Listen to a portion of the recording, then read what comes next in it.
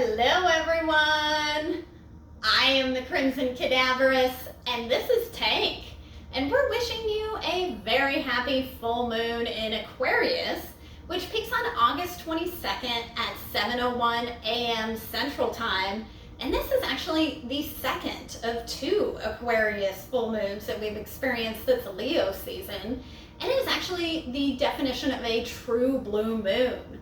So in our modern society, we tend to think of blue moons as being two full moons within 1 month, but the traditional definition of a blue moon is the third of 4 full moons within the same season. So a season lasts for 3 months, so we generally see 3 full moons. Oh, somebody's moving around. But depending upon how those full moons fall, we actually can end up getting 2 in the same sign, which is happening this Leo season.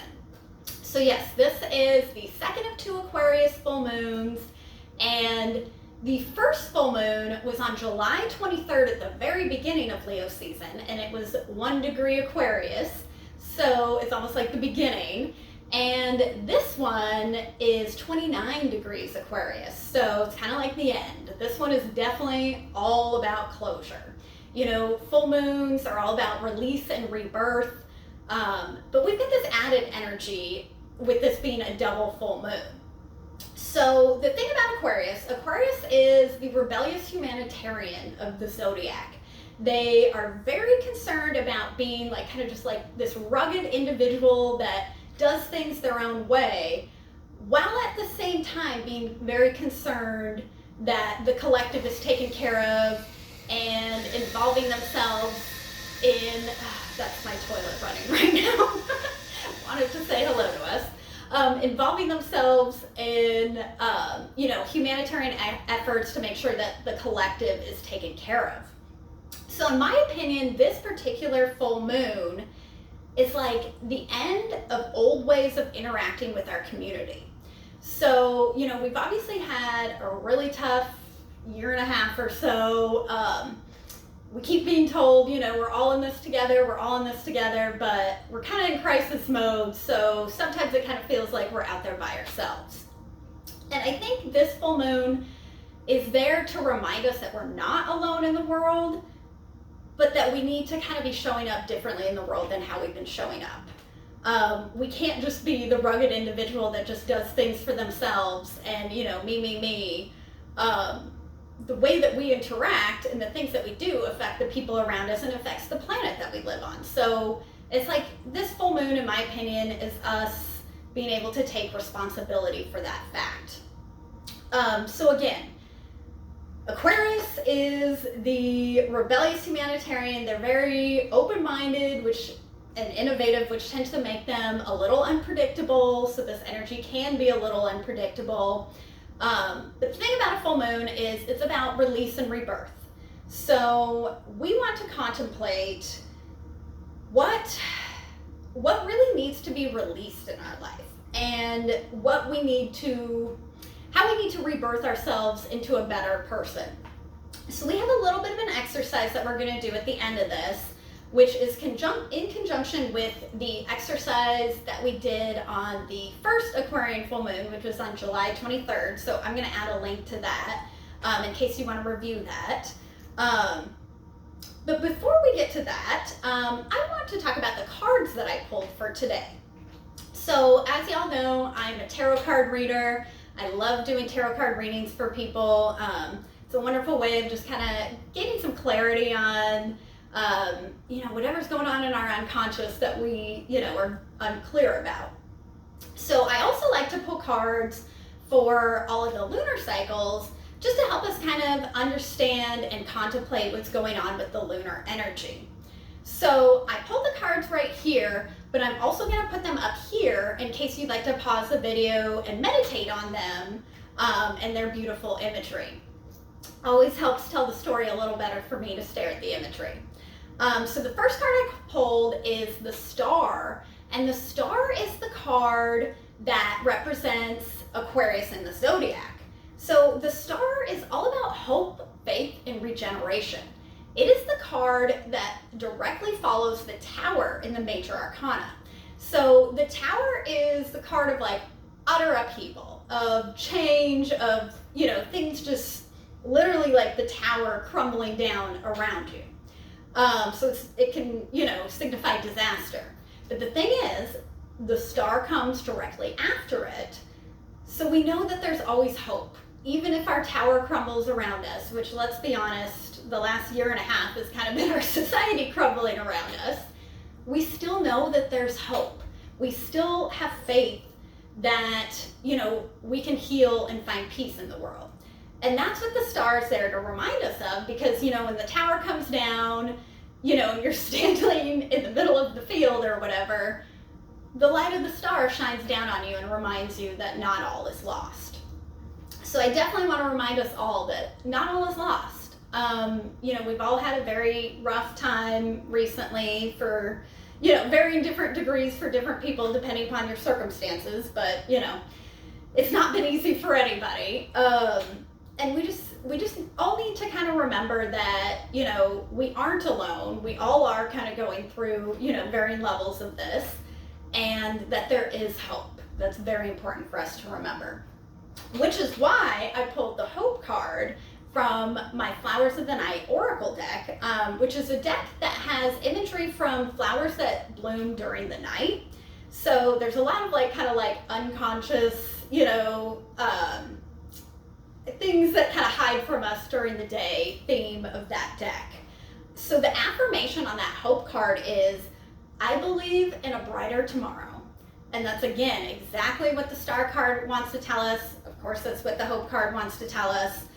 And it definitely, you know, gives me the idea that we need to let go of the past, embrace the present that we have currently, and look forward to the future. You know, if we look to the future and just assume it's just going to be bad, of course it's going to be bad, because we create our reality.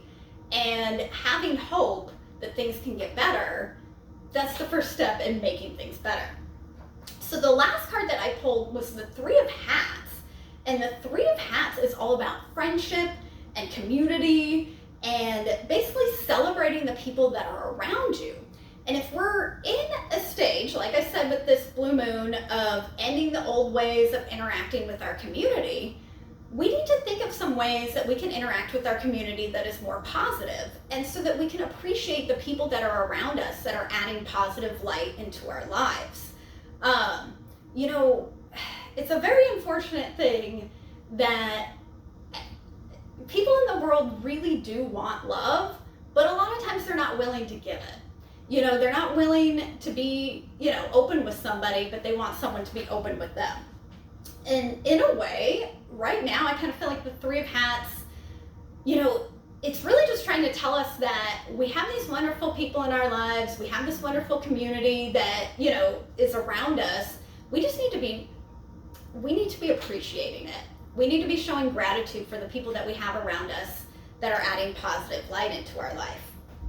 Because like I said, we can't do this alone. You know, I mean, there's too much. As I said, we basically experienced the Tower over the last year and a half. On some level, our society has been crumbling around us for, you know, this entire time, and we are eventually going to have to rebuild it, and we can't do that alone. We can't have, you know, 7 billion people all having a different idea of how to rebuild society. Nothing's going to get rebuilt. So this is going to require us kind of coming together and being a community, and, you know, having shared goals so that we can have something better going forward. So this kind of ties into the exercise, like I said, that we're going to do for today. So last full moon, we did an exercise where we envisioned a better world, we envisioned a better self. So, you know, envision ourselves being better, what that would look like. And then we also envisioned a better world. And I asked y'all to kind of just contemplate that in the back of your mind over the last month. And not really do too much with it, just kind of contemplate it. And now it's really time, in my opinion, that we do something with all that. Because again, you know, the beginning Aquarian energy, and now we're kind of getting to the end. So this is the time to have that closure, and this is that time to really kind of manifest things and make things a reality. Because again, we want to manifest the reality that we want. We don't want to manifest a reality that we don't want. Then then we just have to go back and try and change that. So the exercise that we're going to do today is basically kind of melding the two things. So once you take that list of things that you have to, envision a better world, now I want you to contemplate that list and ask yourself, are you those things? If you want the world to be peaceful, are you peaceful? If you want, people not to be homeless or hungry, are you helping people not be homeless and hungry? If you want, compassion and love to rule in the world, are you being compassionate? Are you being loving? So basically what you're doing is you're taking those things that you wrote down as, your vision for a better world, and you're making sure you're actually being those things. Because like Gandhi said, be the change you want to see in the world. So you can't expect the world to change if you're not willing to change for it. So this is kind of your sacrifice. So those things that you really want to be different in this world, you need to make sure that you're living that truth.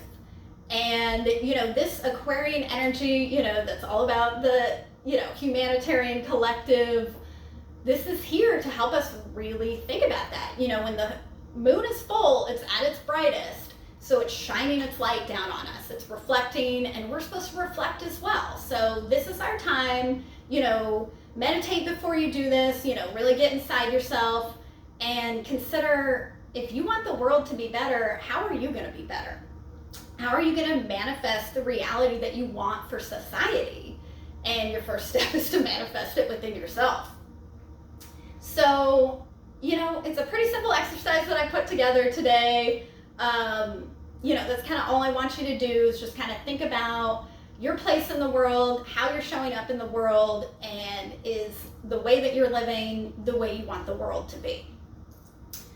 So I'm going to leave you all there. That's kind of all I have to say for this. I want to thank you all for listening. If you've gotten this far, I definitely would really appreciate it if you liked the video, if you shared it with people that you think would appreciate the vision that I've just discussed. And, if you subscribe to the channel, if you're on YouTube, I would really appreciate that. This is kind of just how I get the word out to people. And, I make my living doing tarot readings and making candles. I've pulled a couple of my candles here. One is black and white to signify, the release and rebirth of the full moon. And the other I call my purple power, which I kind of signify purple with Aquarius. But I'm going to put a link to my Etsy in there if y'all are interested in getting my meditation candles. If you're interested in booking a tarot reading for me, I'd really love it if you reached out. I'd love to do that. If you know somebody that you think would enjoy a tarot reading, please send them my way. And yeah, I really hope that you all have a wonderful Aquarius full moon, and that you really think about how you're showing up in the world. And if you have any questions for me or would like to reach out, I'd really appreciate you doing so. I hope you have a wonderful day. Goodbye.